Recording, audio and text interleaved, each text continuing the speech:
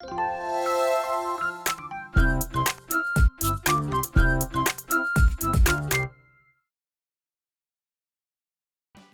잠시 후 행복한 아침에서는 한 주간의 연예 소식, 연예 라이브 준비되어 있고요. 네, 그리고 스타들의 솔직 담백한 인생 이야기 들어보는 스타 초대석 이어집니다. 저희는 잠시 후에 다시 돌아올게요.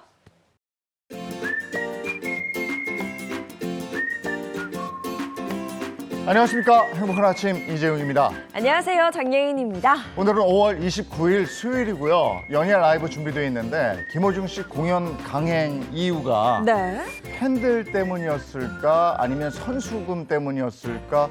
선수금이 126억이라는데 네. 어쨌든 이 소식 준비되어 있습니다. 네, 그리고 오늘 스타 초대석에서는요, 먼 길 돌고 돌아 차세대 트로트 퀸이 된 두 분 모시고 인생 이야기 나눠보도록 하겠습니다. 자, 수요일의 행복한 아침 시작합니다.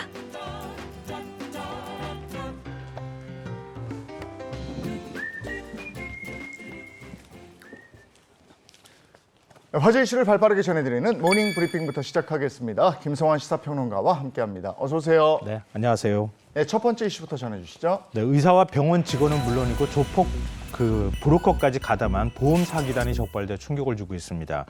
이 실손보험을 타내는 방식으로 가짜 환자를 모집해서 이런 범행을 저질렀다고 합니다. 네, 보험 사기 수법이요. 갈수록 조직화, 체계화되는 양상인데 그럼 이들은 이 보험금 얼마나 편취한 거예요? 12억 원 정도를 좀 편취했다 이렇게 알려지고 있는 상황인데요. 서울경찰청 광역수사단 형사기동대가 2022년 11월부터 한 8개월 동안 200회에 걸쳐 보험금을 편취한 일당 174명을 검거했다고 합니다.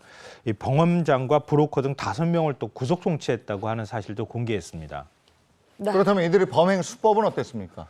요즘 실손보험금 가입하시는 분들 굉장히 많죠. 그래서 한두 개쯤은 다 있다 이렇게 얘기를 하고 저도 병원 갔다고 하면 실손보험금 받으면 되지 이렇게 얘기하시는 분들이 많을 것 같은데요. 그것과 아주 밀접하게 관련이 있습니다. 사기 일당은 일단 실손보험에 가입한 가짜 환자를 모집을 합니다. 그러니까 실손보험금을 타낼 조건을 가지고 있는 사람들인 거죠.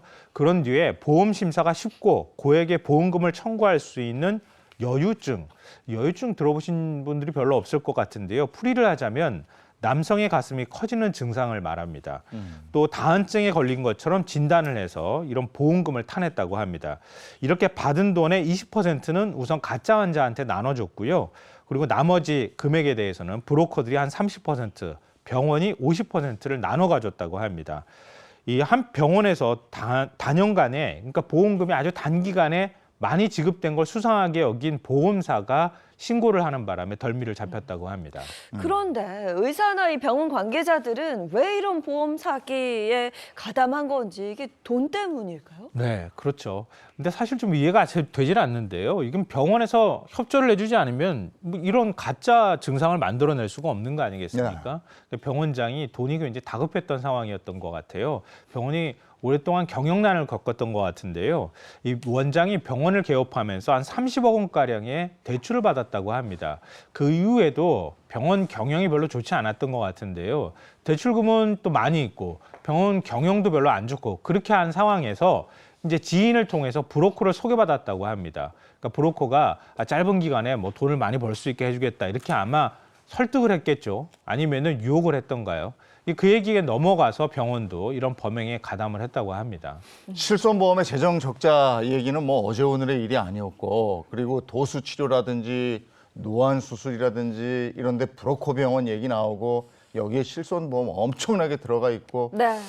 참 이런 얘기 많이 들었거든요. 예. 근데 또 이렇게 사기 얘기도 나오고 이렇습니다. 예. 근데 사실 실손보험이 기본적으로 우리 건강보험에 밑바탕이 깔려 있는 거거든요. 그 위에 돈을 더 추가해서 주는 거거든요. 실손보험을 지나치게 많이 가입하시는 것도 좀 문제가 있긴 하고요. 또 이런 방식으로 병원에서 실손보험뿐만 아니라 비급여 어떤 진료라든가 이런 거 굉장히 많이 하잖아요.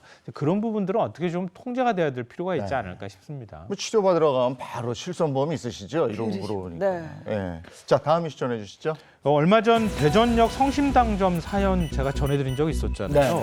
엄청나게 많은 금액의 월세를 달라고 해가지고 지금 고민에 빠졌다 이런 얘기였는데요.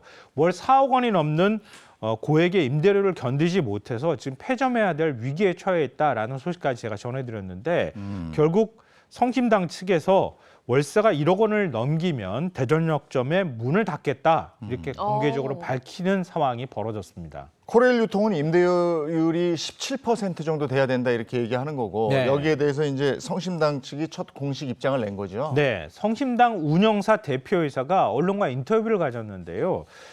현재 임대료가 월 1억 원인 상황에서 4억 4천만 원 정도까지 오르면 4배 이상 뛰는 것이나 다름이 없는 것 아니냐. 근데 현재 성심당에는 1,000여 명이 근무하는데 재료비하고 인건비 등을 감안하면 연간 50억 원의 임대료를 내는 것은 수지타산이 맞지 않는다.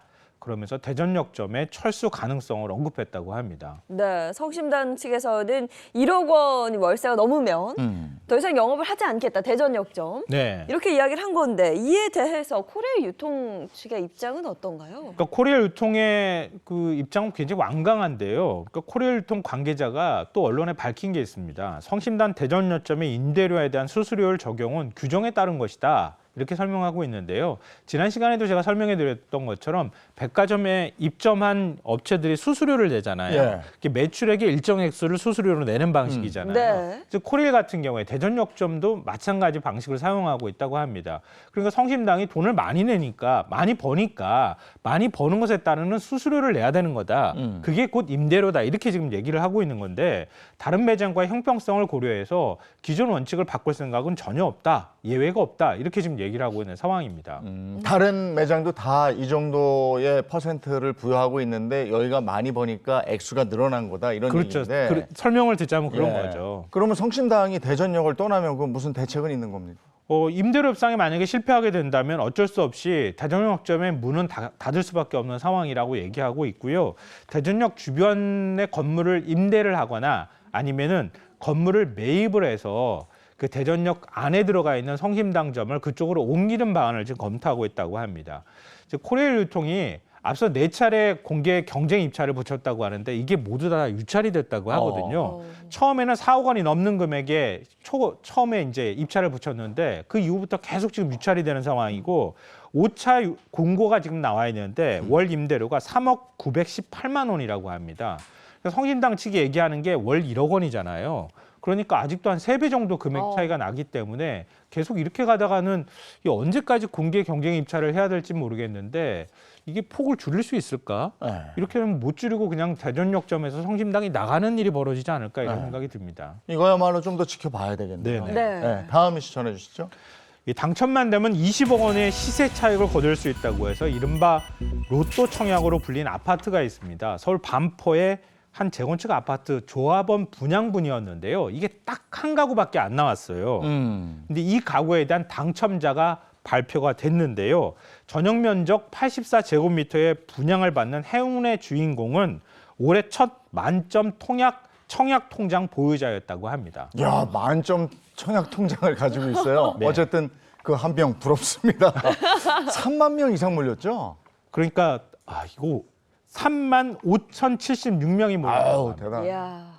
그래도 로또 당첨 확률보다 높은 거 아닌가 이런 생각이 들기는 하는데요. 이렇게 많은 당첨자들 가운데 한 명이 딱 선정됐으니까 얼마나 큰 행운을 얻은 것 같은 기분이겠습니까? 근데 이번 청약은요. 무순위 청약이 아니었다고 합니다. 무순위 청약은 뭐냐면요.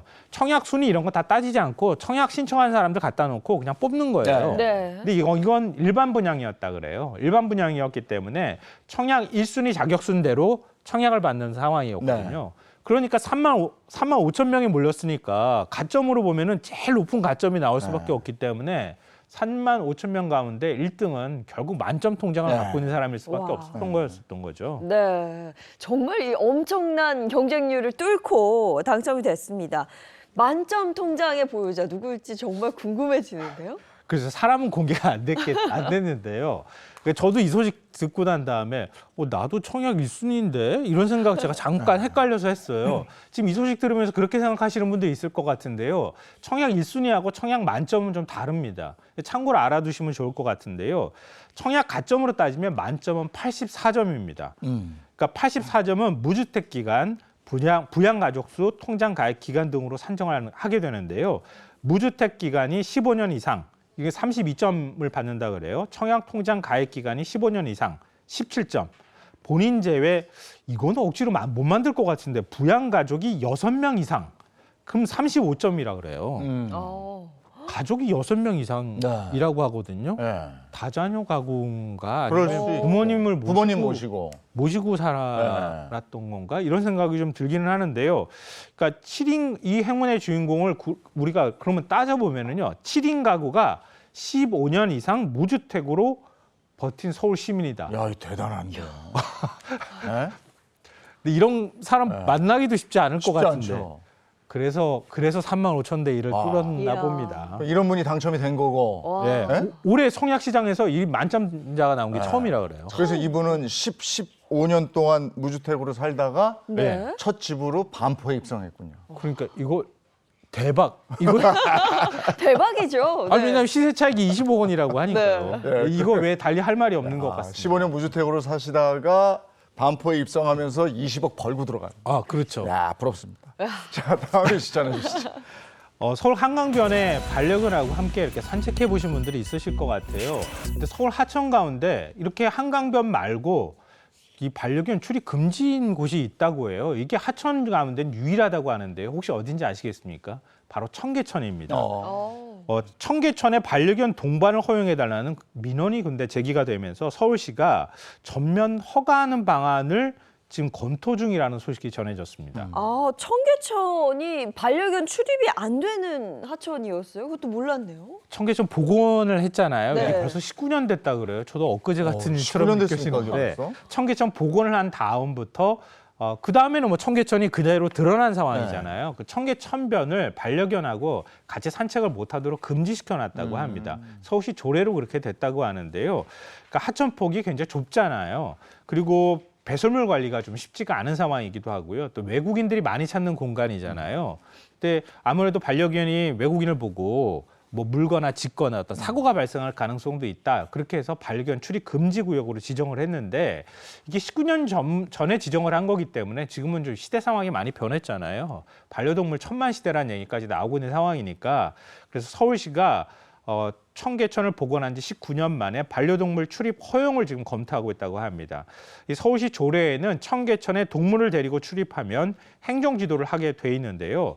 서울시가 다음 달 빠르면 조례 개정안을 시의회에 제출할 예정이라고 합니다. 아마 시의회에서 어떤 결정을 내릴지 이건 좀 지켜보면 어떨까 싶습니다. 네. 아유, 저게 벌써 내년이면 20년이네요. 야, 19년이라는 것도 놀랍습니다. 그만큼 오늘 나이를 많이 먹었다는 뜻이죠. 그러네요. 네, 그래도 깨끗하게 관리 잘 되고 있더라고요. 맞습니다. 네. 네네. 모닝 브리핑 오늘 여기까지 하겠습니다. 김성환 시사평론가와 함께했습니다. 고맙습니다. 네. 고맙습니다. 자, 어제 하늘 혹시 보셨어요? 아유, 가을 하늘 같은 느낌이었어요. 너무 예쁘더라고요. 네. 저도 사진을 정말 많이 찍었는데 오늘 날씨도 어떨지 궁금합니다. 마지연 기상캐스터 나와주세요. 네, 상암 DDMC 앞입니다. 오늘 아침까지는 날이 조금 쌀쌀한데요. 낮 동안에는 기온이 빠르게 오르겠고요. 파란 하늘과 반짝이는 햇살을 만날 수 있겠습니다. 출근길에는 남부 내륙에 안개가 껴 있습니다. 가시거리가 1km보다 짧으니까요. 차간거리 넉넉히 두고 서행하셔야겠습니다. 오늘 고기압의 영향으로 전국이 맑겠습니다. 대기 확산도 원활해서요. 먼지 걱정 없이 산뜻한 공기 즐길 수 있겠습니다. 다만 구름이 없어서 볕이 바로 내리쬐니다. 자외선과 함께 오존 농도도 높겠는데요. 한낮 시간에는 외출을 자제하시는 게 좋겠습니다. 오늘 낮 기온은 어제보다 오릅니다. 서울은 27도, 대구 30도로 더운 곳도 있겠고요. 낮과 밤의 기온차가 커서 옷차림 잘해주셔야겠습니다. 네, 이제 여름으로 들어서는 문턱에 와 있는데요. 한 달 내로 장마가 시작될 걸로 보입니다. 그 전까지 야외 활동 마음껏 즐기시기 바랍니다. 날씨였습니다.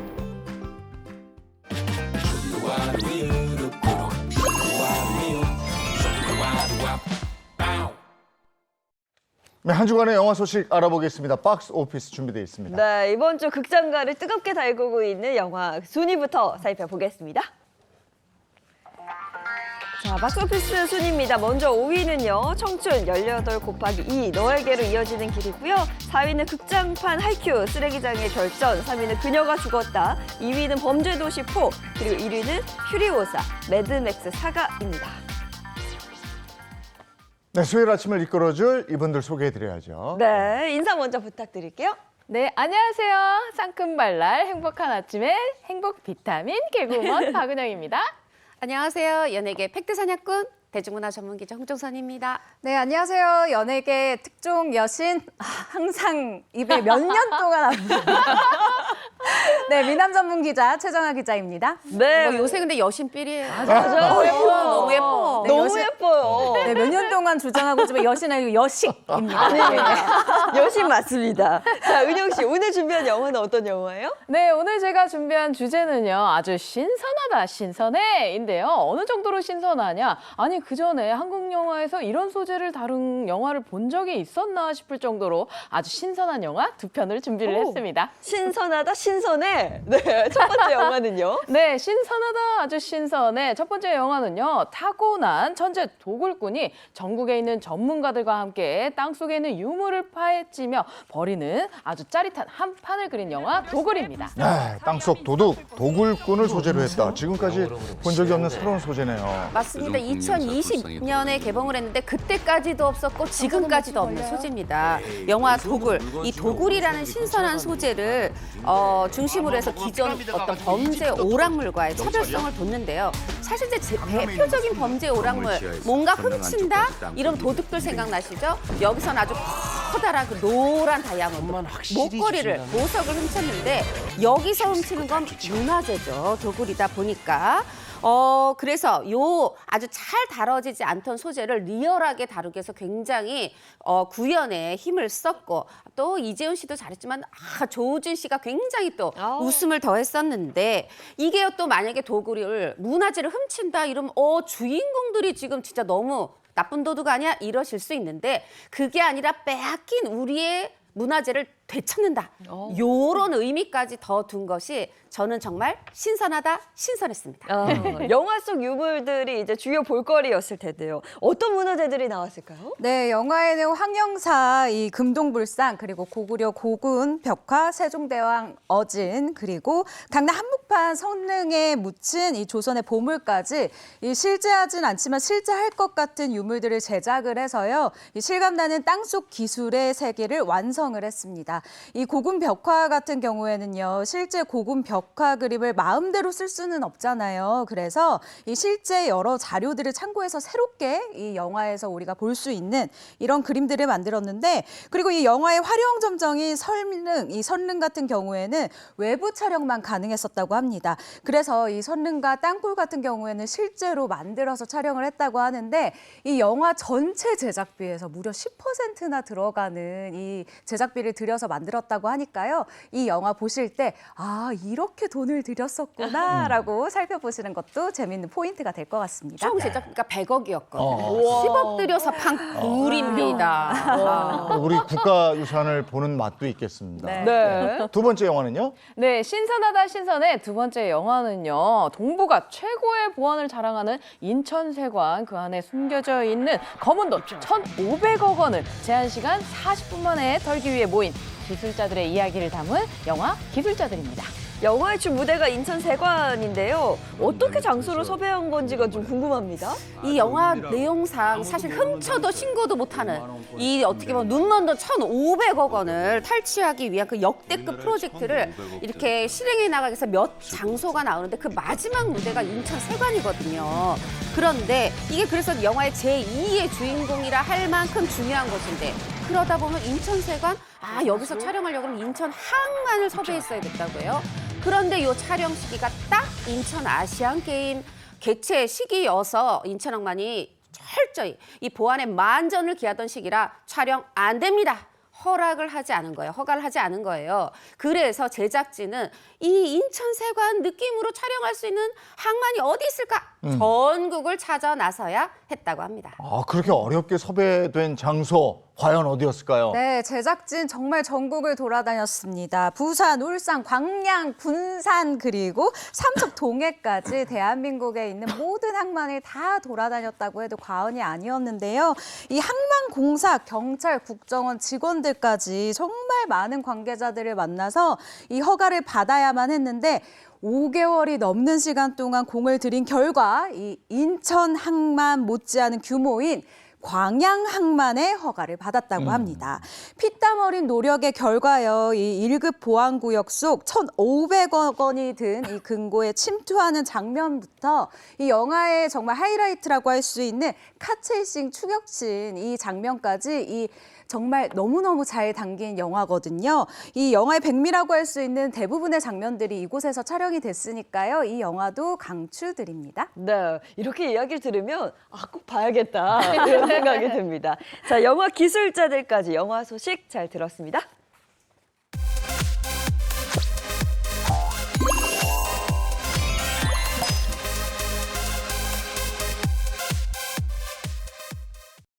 이번에는 한 주간의 연예 소식 정리했습니다. 연예 라이브 시간입니다. 네, 연예 소식 은영 씨 첫 번째 소식은 뭐예요? 네, 연예 라이브 첫 번째 소식은 결국 돈 때문에입니다. 음주운전 뺑소니 혐의로 구속된 김호중 씨가 지금 각종 의혹과 논란에도 불구하고 예정돼 있던 공연을 강행했던 그 이유가 결국 천문학적인 선수금 때문이라는 분석이 나왔다는 소식입니다. 김어준 씨가 공연으로 벌어들이는 수익금이 어마어마하다 이런 얘기군요.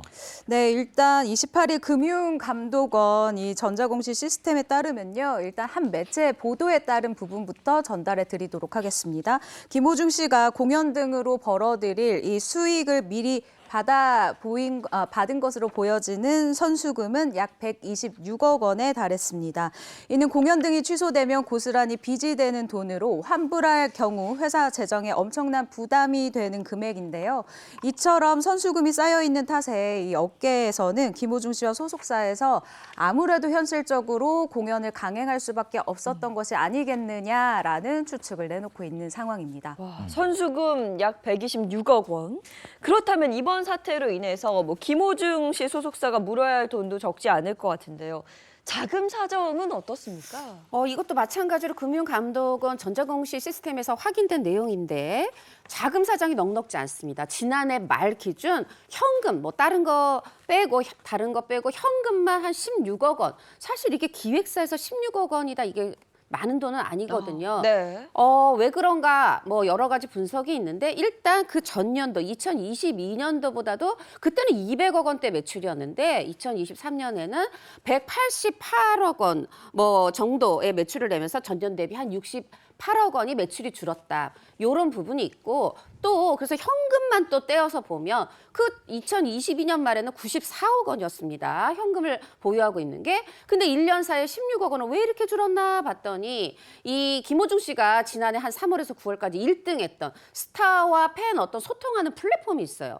여기에 한 60억 정도 투자한 것도 있고 누군가에게 대여 한 30억도 있고 이러면서 현금이 굉장히 푹 줄어 있었다는 거죠. 이러다 보니까 요번에 선수금 받은 것 중에 공연을 5번은 했기 때문에 다 돌려줘야 되는 건 아니지만 그 돈도 있고 광고 관련 돈도 있고 피해본 분들 다 지금 배상해 드리겠다고 소속사에서 얘기한 만큼 사실 현금이 필요해요.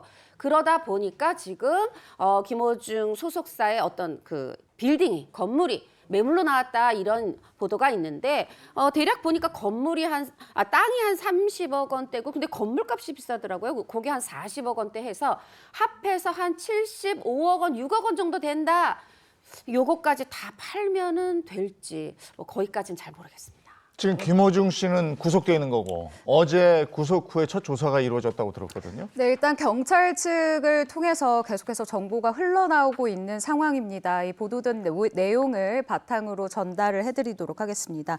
김호중 씨의 혈중 알코올 농도를 특정하기 위해서요, 이 사고 당일에 이 음주량 등을 집중적으로 추궁한 것으로 알려져 있는데요. 그리고 지난 16일 경찰은 김호중 씨 자택 등을 압수수색하면서 휴대전화 3대 등을 확보했다고 합니다. 그런데 김호중 씨 측이 사생활이 담겨 있다라는 이유로 휴대전화 이 비밀번호 제공을 거부해서 잠금을 풀 수 없어서 디지털 포렌식 작업을 하지 못했습니다.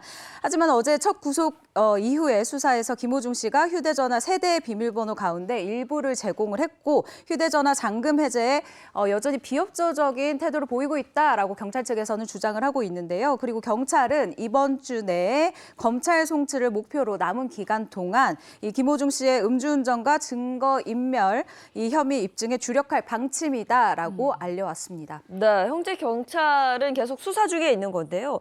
김호중 씨의 그 혐의 입증에 대해서 좀 자신감을 내비쳤다고요? 자신감을 내비치고 있어요. 증거도 충분하고 참고인들 불러서 조사했는데 이구동성으로 같은 말을 한다. 이게 일관성이 있기 때문에 이거도 증거로 충분히 활용될 수 있는 부분이거든요. 그래서 또 요 증거 관련해서 하나만 말씀을 드리면 그 먼저 대리자수했던 매니저가 있잖아요. 처음에는 내가 했어요 하다가 증거를 경찰이 들이미니까 맞습니다. 김호중이 운전했어요 했는데 바로 그 매니저의 휴대전화를 압수해서 이제 봤더니 거기 이 전화가 딱 전화 걸면 왜 자동으로 녹음되는 거 있죠.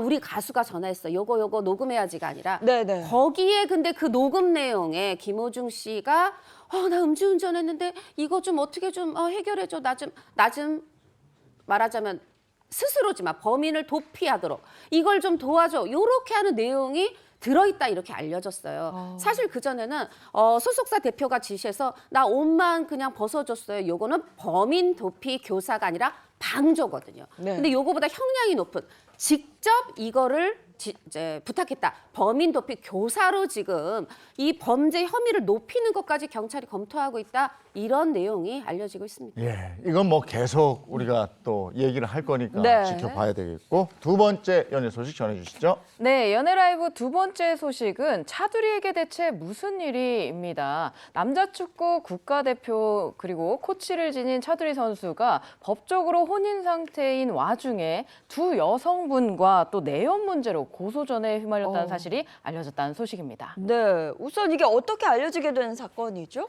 5월 27일, 지난 27일 이제 매체 보도를 통해서 알려졌는데 일단 간단히 세 명의 관계를 말씀드리면 차두리 씨가 있어요. 그리고 차두리 씨가 한 여성을 고소했습니다.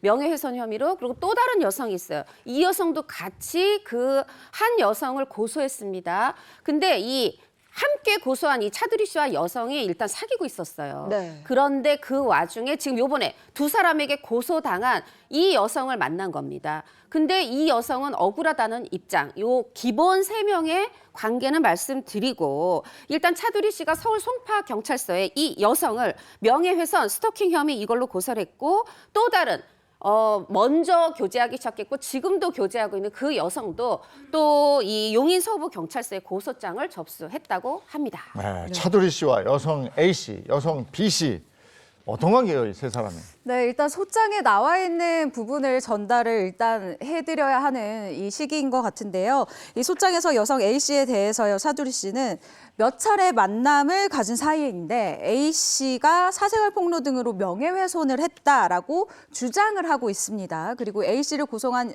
이 여성 B 씨도 고소장이에요. 이 A 씨 같은 경우는 이 차두리와 몇 차례 만남을 가졌던 사람이다. 그런데 이 A 씨가 SNS에 사진과 게시물을 올리는 방식으로 나를 스토킹하고 명예훼손했다라고 적시한 것으로 알려지고 있습니다.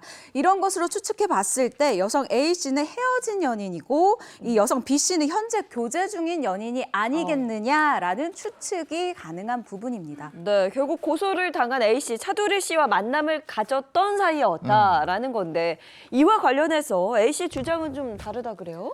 그렇습니다. 2021년 8월에 SNS를 통해서 차두리 씨가 먼저 연락을 했고 한 달 뒤부터 연인으로 발전을 했다는 거예요.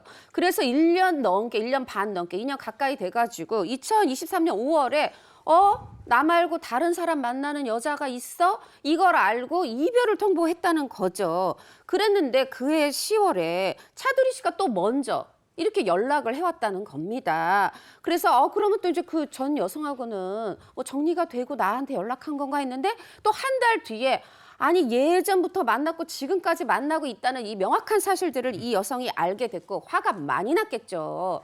그렇게 해서 갈등을 빚다가 이 갈등이 바로 지난 3월, 2024년 3월까지 이어지게 됐는데 이게 이제 이어지고 있었는데 오히려 지금 차두리 씨가 나를 명예훼손과 스토킹 혐의로 고소했다. 나는 억울하다. 이런 입장이고 지금 누리꾼들은 아니 잠깐만 지난해 10월, 11월, 올해 3월까지 갈등 지난해 9월에 이 국가대표팀 코치 되고 올해 1, 2월에 지금 카타르 아시안컵 있었는데 이거 너무 그때랑 겹치는 거 아니야? 일 제대로 한 거 맞아? 이렇게 보시는데 물론 차두리 씨와 변호인 측은 아니다. 일은 잘했다. 뭐 이런 입장입니다. 그럼 차두리 씨는 이번 논란에 대해서 어떤 입장입니까? 네, 방금 변호인 입장을 살짝 얘기를 해주셨는데요. 한 매체를 통해서 이런 입장을 밝혔습니다. 복수의 여성과 동시에 교제를 한 적이 없다라는 입장이고요. 그리고 내연 문제가 이 축구 국가대표팀 업무 수행에 지장을 준 것이 아니냐라는 이 지적에 대해서도 사실 무근이다라고 선을 긋는 모습을 보였습니다. 네. 그런데 차두리 씨가 법적으로 유부남이다. 이건 또 무슨 얘기입니까? 법적으로 유부남인데 지금 또 이 두 여성과 얽혀있다. 되게 이게 무슨 일이야 충격을 받으셨을 텐데 사실 이제 차두리 씨가 법적으로만 유부남이라는 주장입니다. 뭐냐 하면 2008년에 결혼했고 5년 만에 2013년 5월에 우리 이혼해하고 조정을 신청하게 돼요. 차두리 씨가. 근데 이게 받아들여지지 않아서 그해 11월에 또 다시 정식으로 이혼 소송을 제기하게 됩니다. 이게 2013년인데 2016년 2월에 1심이 있었어요. 근데 재판부가 이혼 안 돼 하고 차두리 씨가 패소를 했어요. 그리고 1년 뒤인 2017년 2월에도 또 한 번 다시 이 이혼 안 돼 이러고 또 차두리 씨가 이혼하고 싶은 차두리 씨가 또 패소하면서 말하자면 지금 이혼 소송만 만 11년. 그러나 아직 법적으로는 부부다. 뭐 이런 상황인데 안타깝죠. 자녀도 둘이 있는데 지금 법적 대리인은 이렇게 얘기합니다. 법적으로는 유부남이지만 지금 각자의 사생활을 존중하면서 살고 있기 때문에 지금 차두리의 이런 사생활 여성을 교제한다. 이거는 누구로부터도 어떤 부도덕함을 지적받을 수 있는 문제가 아니다. 이렇게 강조하고 있습니다. 네, 여기까지 연예 라이브였습니다. 네,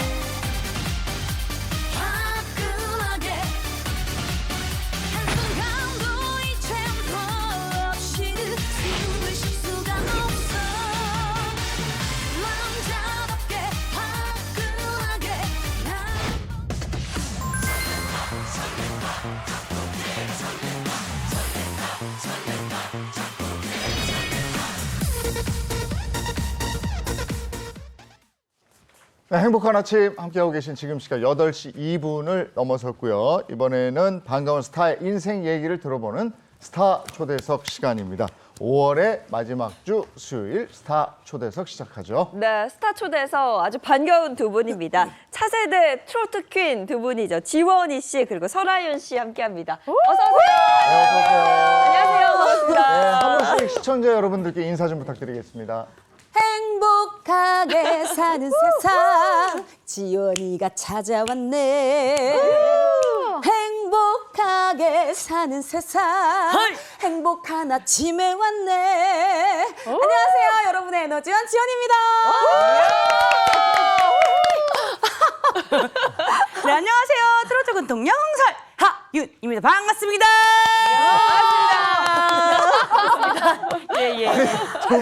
두 분의 인상만으로 아침이 꽉 차. 그러신가요?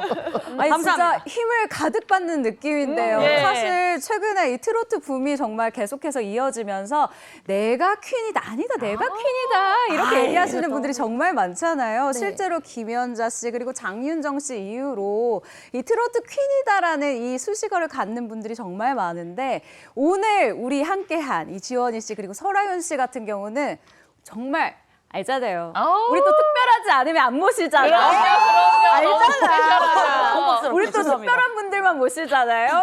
우리 또 최초의 기록을 가지고 있는 두 분을 또 모셔봤습니다. 최초의 기록 뭘 가지고 있는지 네. 이게 뭔 소리지 하실 텐데 자 지원이 씨부터 얘기해 볼까요? 제가 이제 트로트 가수로서는 최초로 이제 군통령이라는 타이틀을 거머쥘 수 있었거든요. 네, 그래서 아직까지도 이렇게 완장을 이렇게 딱 하나 차고 있는 것처럼. 원조죠, 원조. 그렇죠. 원조. 이렇게 또 인정해 주니까 아니, 너무 인정해야지, 인정해야지. 네, 네, 그래서 완장 하나 딱 찼습니다. 사실 또 이렇게 인정을 할 수밖에 없는 게 들어오시는데 저는 아이돌이 들어오는 줄 알았어요. 어머, 맞아요. 얼굴이 소멸 직전 너무 작아. 너무 예뻐. 소멸 직전. 네. 저희끼리 너무 북치고 장구치고 죄송합니다. 원래 예쁜 사람 눈엔 예쁜 사람만 보는데. 아유, 알아봤어. 아유, 역시. 감사합니다. 근데 지원이 네. 씨 같은 경우는 사실 연예계에서도 정말 유명한 이 부분이 뭐냐면요. 이 남녀노소 정말 다양한 이 팬층을 가지고 있는 가수로도 유명하고 특히 군부대에서 인기가 정말 대단합니다. 맞아요. 2012년도에 이 행복한 세상을 발표하면서 이 트로트계의 이 딱 정말 별처럼 데뷔를 하게 됐는데 데뷔 직후에요. 이 군부대에서 걸그룹보다 더 큰 함성을 이끌어내는 트로트 가수로 정말 인기가 컸어요. 이게 정말 군부대에서 이렇게 공연을 한다는 게 사실은 원래 걸그룹들의 전유물로만 좀 알려져 있었다. 맞아요. 근데 우리 또 지원 씨 이 트로트 가수인데도 불구하고 걸그룹보다 더 많이 공연을 한 걸로 화제가 됐습니다. 제가 알기로 또 2018년 한 방송에서 그 위문 공연을 한 150회 정도 했다고 들었거든요. 와. 아니 그러면 그냥 시원하게 한번 말씀해 주셨으면 좋겠어요. 그 당시 인기가 이 정도였다. 뭐 이런 거. 뭐 노래로 짤막하게 하면 네. 손대면 톡하고 터질 것만 같은 그냥 장병들이에요. 이야. 네, 그냥 뭐 어떻게 해도 뭐 누가 가도 아마 다들 너무나 좋아해 되게 주셨기 겸손하신 때문에 것 같은데 아니에요, 진짜 아니에요. 근데 진짜 저도 인정합니다. 진짜 그냥 뭘 건들기가 무서울 정도로 팡팡 터지니까. 네, 맞아요. 저 나오네 팡팡 터지고. 그냥 손만 내밀면 그냥 다 터집니다. 네. 아유 너무 저 난리 났어요. 저때 정말 카메라 세대가 파손될 정도로. 아니 땅이 흔들리네. 땅이 흔들려요. 전체가 흔들려요 지금. 예, 제가 실제로 이 너튜브 등에 올라온 지원이 씨의 이 영상, 이 동영상을 찾아보면은요 정말 에너지가 넘칩니다. 이 가만히 서서 노래를 부르는 영상이 없어요. 일단 내려가요. 일단 내려가서 장병들 손도 잡아주고 이 기운을 살려주는 무대로 이 퍼포먼스로 굉장히 유명하신데 객석으로 내려가서 뜨겁게 소통하는 이것이 굉장히 그 뭐랄까 딱 트레이드마크가 아닐까라는 생각이 들거든요. 제가 국군 장비 아저씨였을 때는 거기 오신 분들한테 내려가진 마십시오. 내려가시면 안 됩니다. 이랬었는데 요즘 막 내려가네. 내려갔습니다. 어떻게 군 통령이라고 불리게 된 거죠? 제가 이제 데뷔한 지 얼마 안 돼서요. 딱 무대를 3번째 섰던 날이었어요. 그때 이제 한 방송에서 위문 공연에 이제 그 공개 방송을 녹화를 했는데 그때 이제 제가 무대에서 그때 당시 때 거의 뭐 그 소녀시대, 그리고 시스타, 애프터스쿨, 현아 씨, 뭐 당대 정말 최고의 걸그룹 분들이 다 그 무대에 주력을 하고 계셨는데 제가 오징어처럼 그 사이에 딱 껴 있었던 거죠. 네, 아니요. 그런데 그땐 정말 긴장도 많이 했는데 막상 무대에 올라가서 이제 밑에 내려갔던 순간 이제 그때부터 이제 너무나 역전이 된 거죠. 그래서 그때 어떠한 장병분이 그 캠으로 그거를 찍어서 그냥 포털 사이트에 올렸는데 그게 일파만파 퍼지면서 그냥 군통령 등극이라고. 네. 그래서 어떻게 보면은 그분들 사이에서 제가 돋보일 수 있었던 건 트로트 가수였기 때문에 제가 좀 더 돋보이지 않았나 이런 생각을 하게 됐어요. 야, 네. 근데 앞서 이제 설아윤 씨 소개할 때도 군통령이라는 수식어가 붙었거든요. 이게 또 뭐 최초의 기록과도 관련이 있다면서요. 저는 이제 원조가 옆에 계시기 때문에 저는 거기서 이어받아가지고 남성 그 잡지 표지 모델을 하게 되었어요. 감사하게 또 2번 표지를 하게 되었는데 감사하게 거기서 이제 장병분들께서 굉장히 많이 좀 인기가 좀 있었나 봐요. 그래서 군부대 갈 때마다 그 잡지를 한 그 사진을 우비에다가 다 장착을 하시고 다 맞이해 주시더라고요. 너무 감사하죠. 아니 근데 이렇게 겸손하게 또 얘기를 해주시니까 본인 입으로 얘기하기 또 쑥스러울 거 아닙니까? 조금 그렇죠. 그래서 내가 준비를 좀 해봤는데요. 이게 여러분 그냥 2번이 아니라 단독 표지 모델 2회입니다. 그리고요 이게 트로트 가수 남성 잡지 표지 모델로 이게 발탁이 된 게 설아윤 씨 그리고 조정민 씨, 김나희 씨 이렇게 딱 3분인데 이 중에서 우리 설아윤 씨만 표지 모델 딱 2번. 성공했어요. 그 정도로 정말 대단한 건데요. 이 2번을 할 수 있었던 이유도 살짝 얘기를 해주셨지만 일단 독자 반응이 뜨거웠기 때문입니다. 아니, 그럼요. 네. 이게 판매율이 좋아야 무조건 맞죠. 2번을 할 수가 있거든요. 가능했었던 이유. 완판. 와. 전량 완판이 야, 돼가지고 감사해요.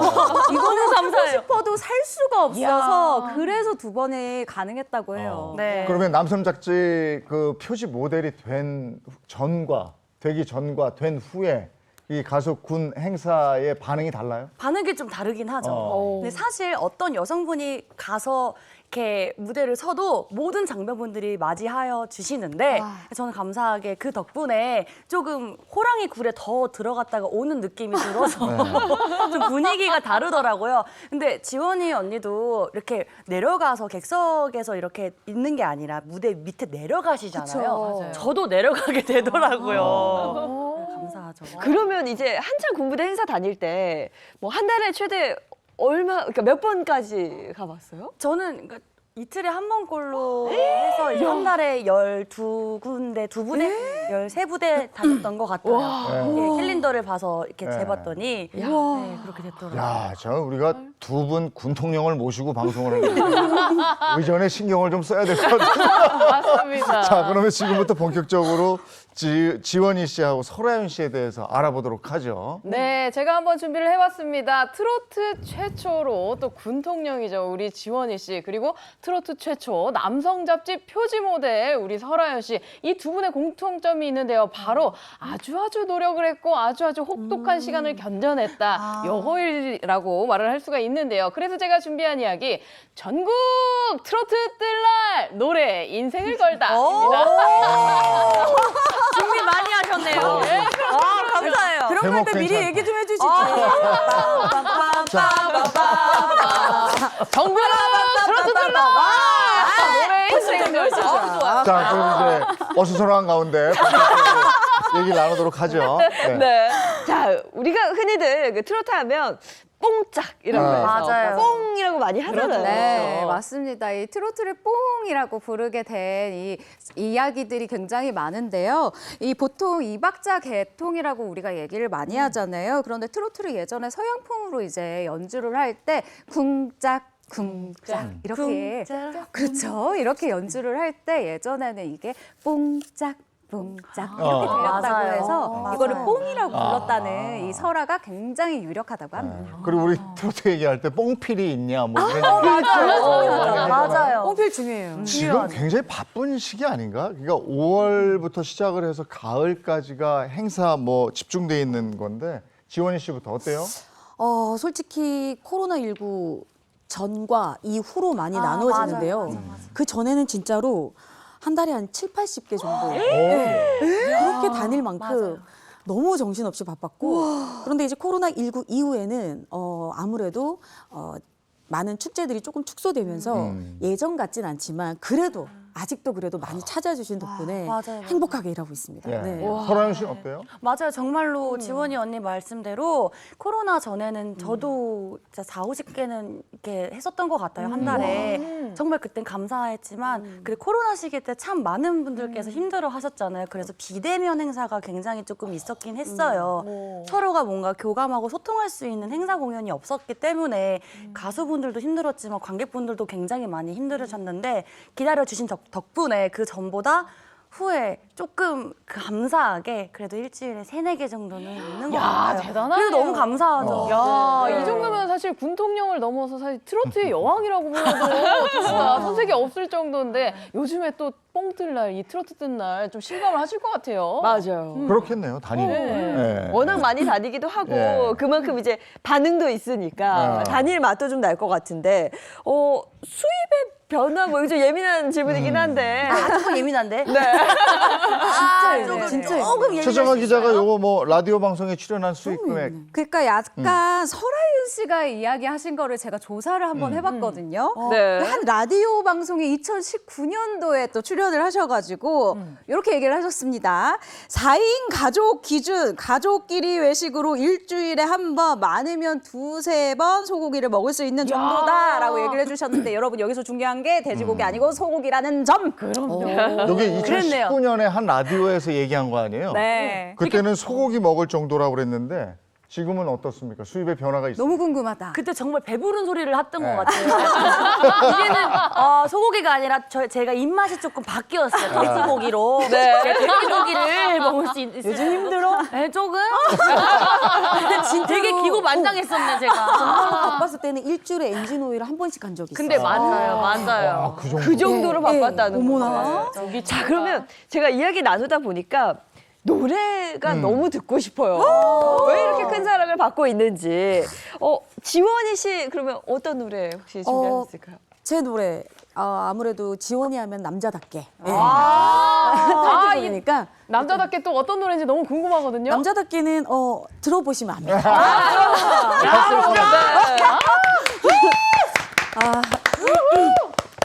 멋있어요.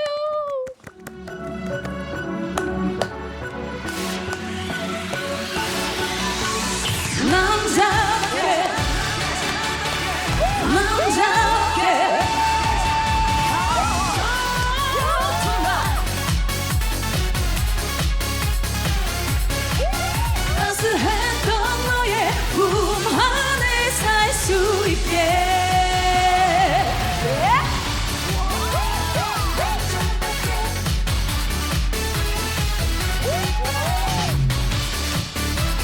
남자답게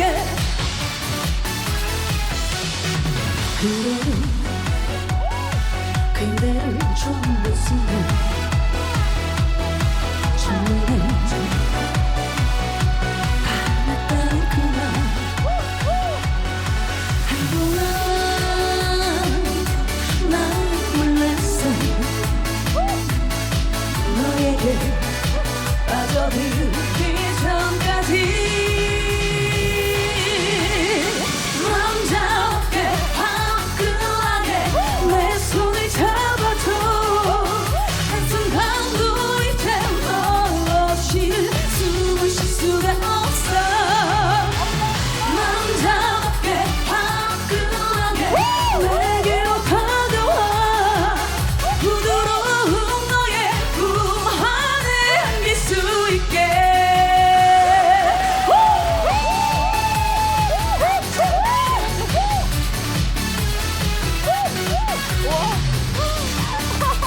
남자답게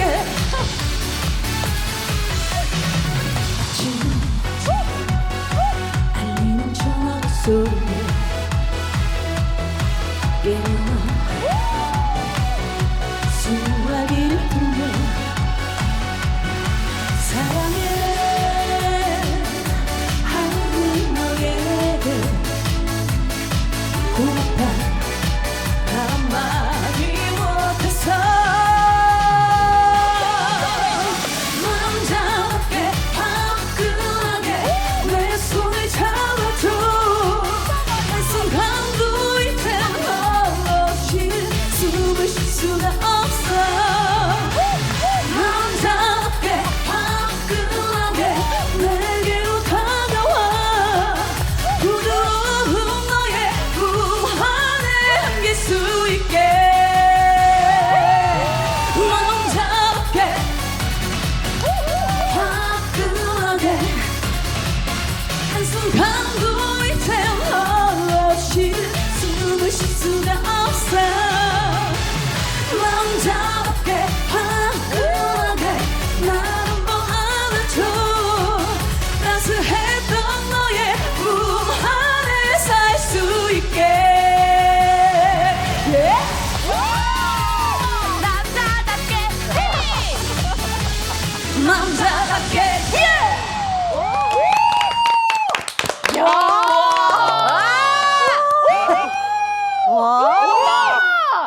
원조 군통형. 이게 아침 텐션이 맞나요? 근데 아마 오늘 이 방송을 위해서 어제 잠을 못 잤을 거라고. 그러니까. 근데 이 에너지가 그냥 에너지원입니다. 네, 이게 에너지원. 네. 이게 춤을 추는데 이렇게 저는 뭐 어떻게 따라하지도 못하는데 이렇게 격한 동작을 하는데도 또 가창력이 흔들림이 없어요. 그러니까요. 네, 진짜. 저는 우리 카메라 감독님들 이렇게 많이 움직이시는 거 아, 근데 그 무대 흡입력이라고 하잖아요. 저는 딱 맞아요. 시작하고 그 눈빛 딱 달라지고 소름이 맞아. 쫙 돋더라고요. 근데 지원이 씨 같은 경우는 그 댄스 트롯으로 굉장히 유명하시잖아요. 네네네. 왜 댄스 트롯을 선택을 했는데 지금 숨이 차서 지금 말씀할 수 있으실까요? 역시 댄스 트롯 하면 우리 지원이 씨 이유가 있어요. 많죠요. 괜찮아요. 항상 이제 제가 한창 이제 연습생 시절 때 트로트를 계속 걔도 가만히 있질 못하네요. 저도. 트로트를 계속 부르는데 네. 저 지연입니다. 계속 부르는데 제가 이렇게 댄스 트롯을 걸그룹 안무, 그러니까 그 시대 때 가장 핫했던 안무들을 많이 배웠어요. 그런데 트로트를 부르면서 그 안무를 접목을 시켜 보니까 매시업이 너무 잘 되는 거예요. 그래서 이거다. 이거를 틈새를 공략해보자. 그래서 제가 부단히 이제 노력을 했고, 그리고 솔직히 좀 뭐 노래도 적당히 하고, 적당히 예쁘고, 적당히 비주얼 있고, 뭐 이런 분들은 정말 많았어요. 그래서 회사에서도 그런 적당한 가수가 될 거면 하지 말라고. 네. 그래서 모든 거를 다 잘하는 가수가 되라. 그래서 그때부터 진짜 포기하고 싶을 때도 많았지만 힘든 시간을 이겨낸 그 순간들을 제가 넘어서니까 그게 최고의 무기가 되더라고요. 그래서 지금 제가 이렇게 에너지를 가지고 무대에서 오르고 있지 않나라는 생각이 들었어요. 아, 근데 무대를 딱 보니까요.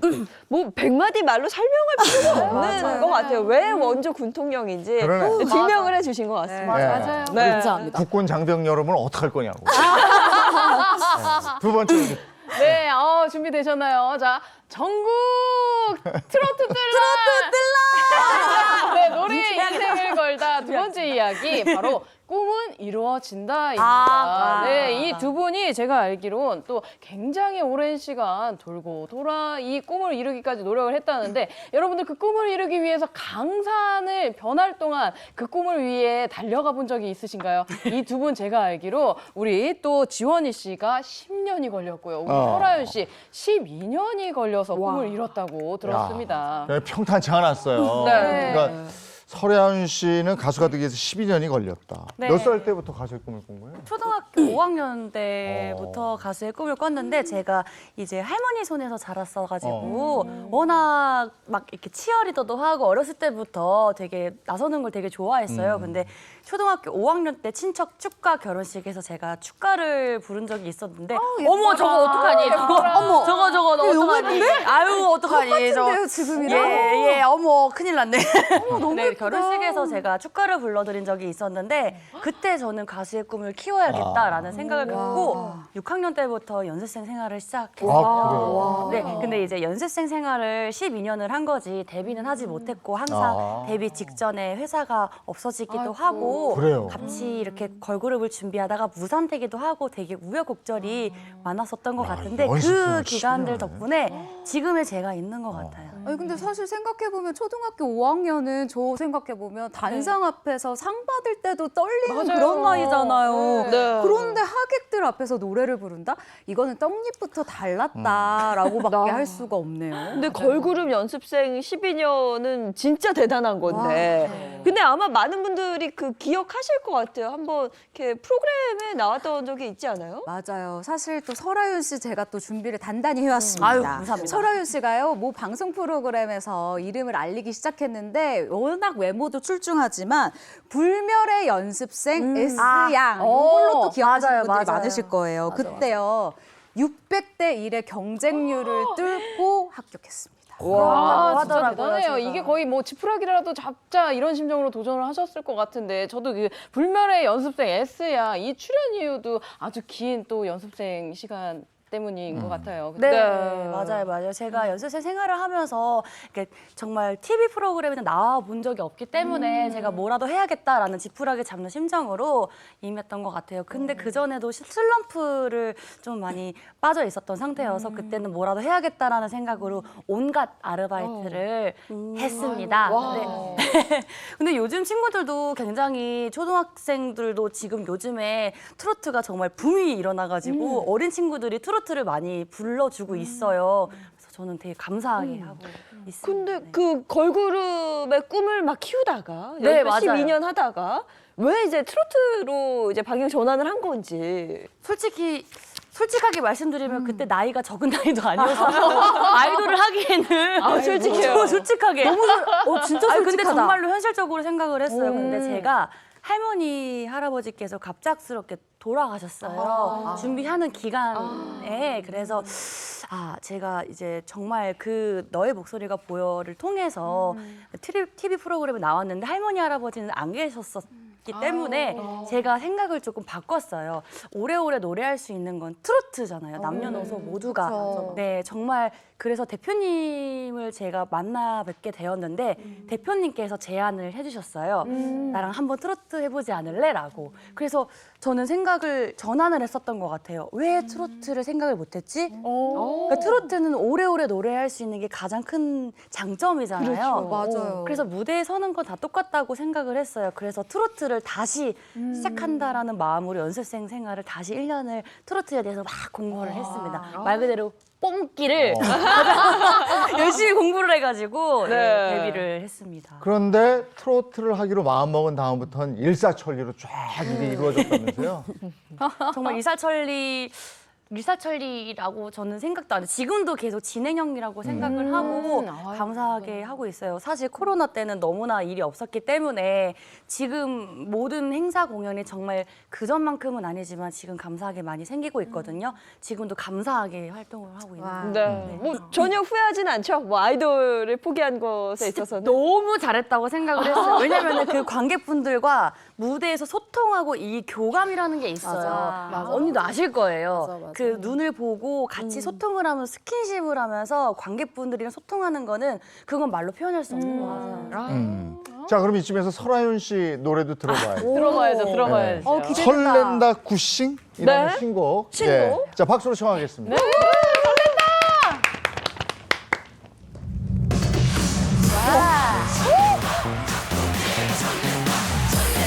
함성 준비하시고 함성!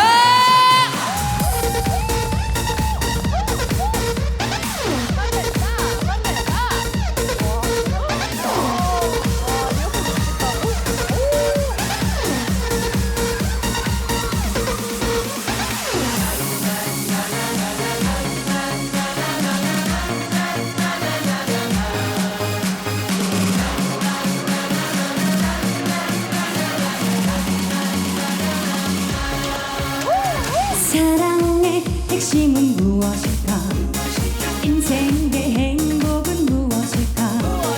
고민 노심초사 나 홀로 싸웠다.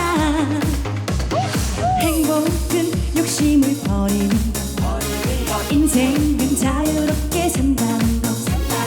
사랑 따윈 환상 속에 살고 싶진 않았다. 설렌다 굿바이 싱글 운명이란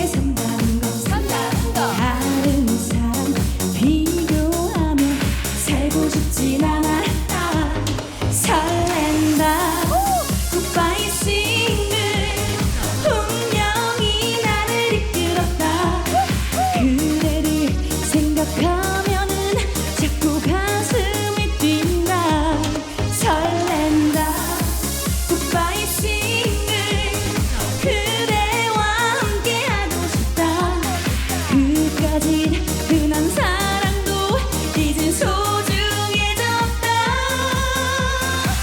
설레어라고 sing.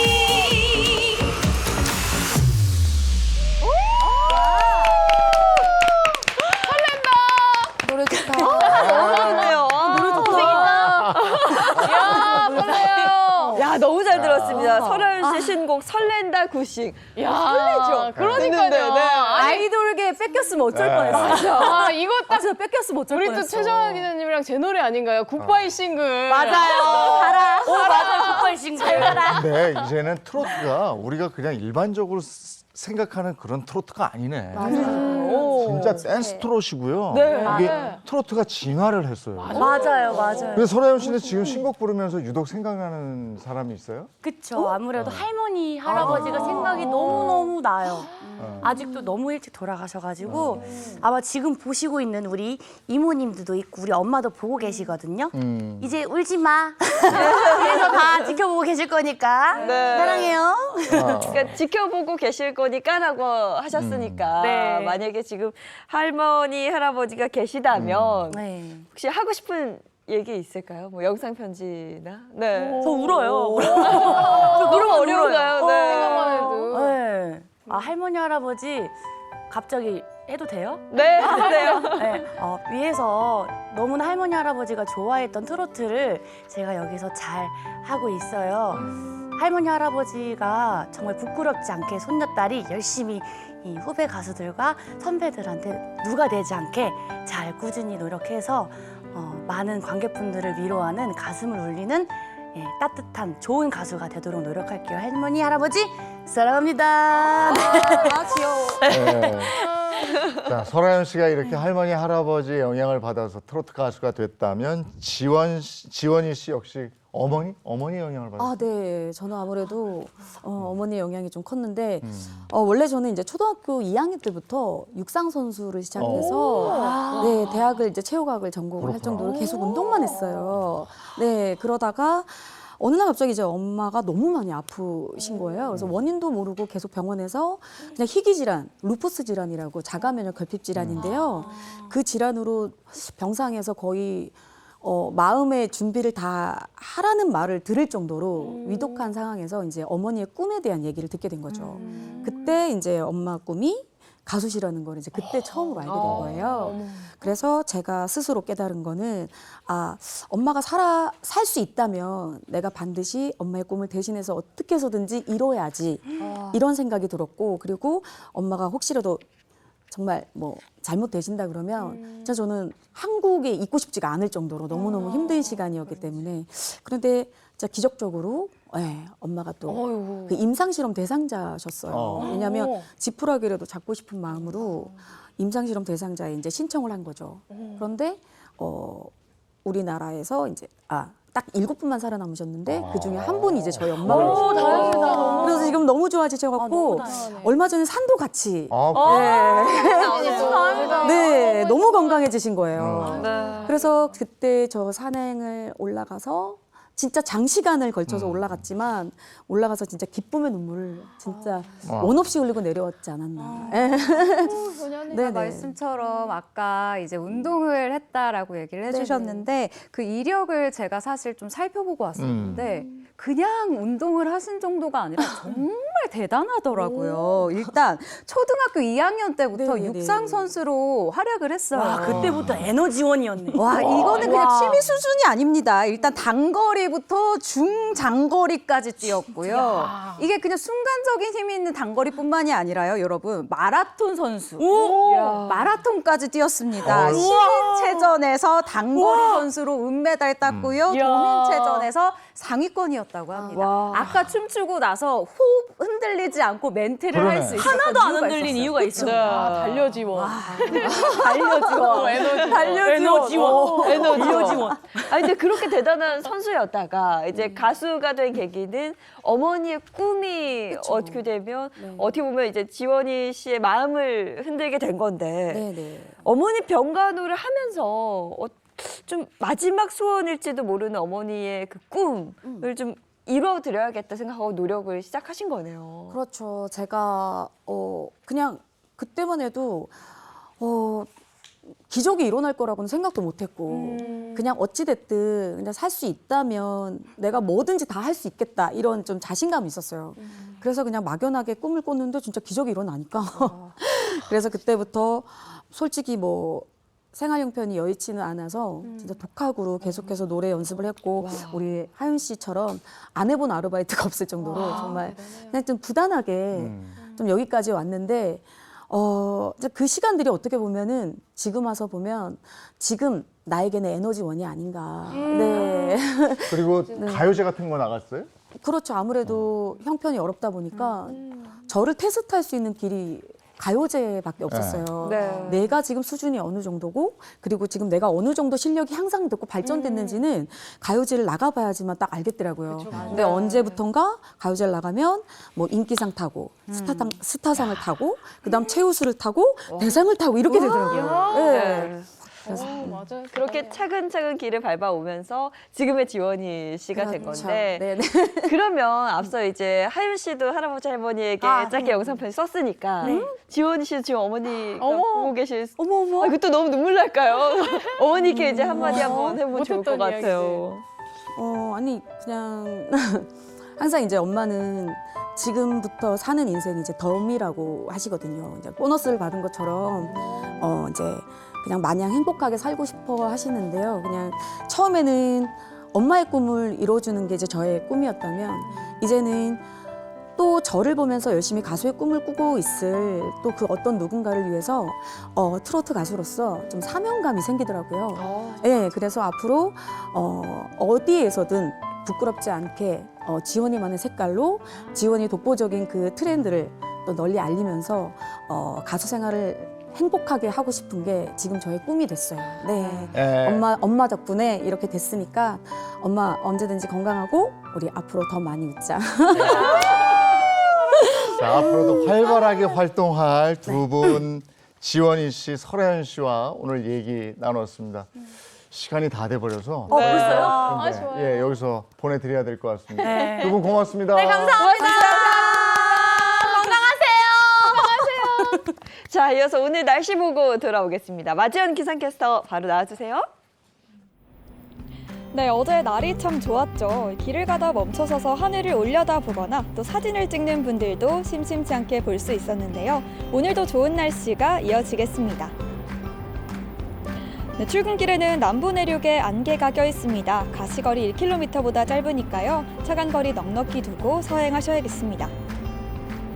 오늘 고기압의 영향으로 하늘이 쾌청합니다. 대기 확산도 원활해서요. 먼지 걱정 없이 산뜻한 공기 즐기셔도 되겠습니다. 낮 동안에는 자외선과 함께 오존도 조심하셔야겠습니다. 오존은 먼지와 달리 마스크로도 막을 수 없다는 게 특징인데요. 오후 시간대에는 장시간 야외 활동은 피하시는 게 좋겠습니다. 오늘 낮 기온은 어제보다 오르겠습니다. 서울 27도, 대구 30도로 더운 곳도 있겠는데요.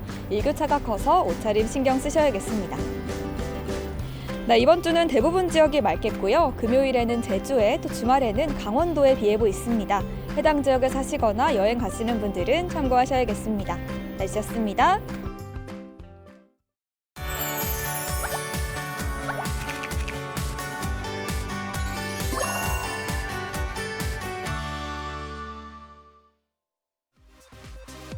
국내산 쌀 소비 촉진을 통해 대한민국 식량 주권을 확보하는 2024 대한민국 쌀 페스타가 어제와 오늘 양일간 서울 광장에서 열리고 있습니다.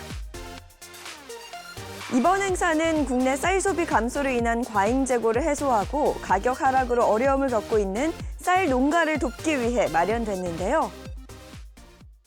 그 다양한 쌀 제품들을 소개하고 또 가공식품들도 쌀로 만들어진 가공식품들을 한자리에 소개하는 자리를 만들었습니다. 식량 주권을 확보하고 쌀 소비를 촉진하는 그런 계기가 되기를 바라겠습니다.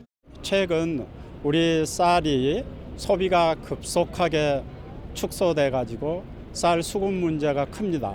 이 문제를 해결하는 것은 가격 보장보다도 쌀을 어떻게 많이 소비할 것인가, 그게 관건입니다. 2024 대한민국 쌀 페스타를 통해 우리 쌀의 우수성을 널리 알리고 도시와 농촌이 상생할 수 있는 방안이 모색되길 바랍니다. 요즘엔 한낮에는 정말 해가 따갑더라고요. 네, 덥고요. 오늘도 뭐 자외선 지수가 굉장히 높다고 합니다. 외출하실 때는 자외선 차단제, 목분, 모자, 네. 뭐 양산 활용하시는 게 좋겠습니다. 좋은 하루 보내시고요. 저희는 내일 아침 7시 30분에 돌아올게요. 행복한 아침, 행복한 하루 되십시오. 고맙습니다. 고맙습니다.